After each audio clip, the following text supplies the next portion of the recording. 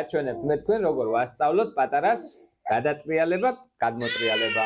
ესე იგი, მოუმარჯვოთ ფეხი, აი ესე, ავიღოთ სათამაშო, დავაინტერესოთ, აი, ავიღოთ სათამაშო, სანი, ნახე და აი ეს, ნახეთ, უცებ. შემდეგ მეორე მხარეს ხელი აუცილებლად აი ესე შემოუკეცოთ და აი საპირისპირო მხარეს.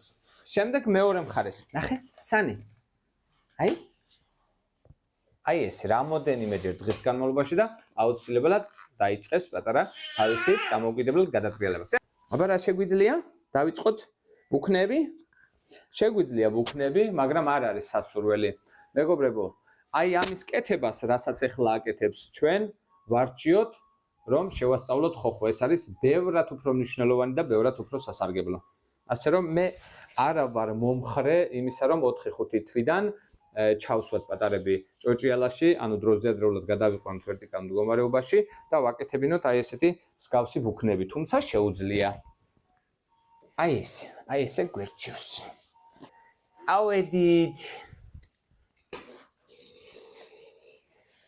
აი ესე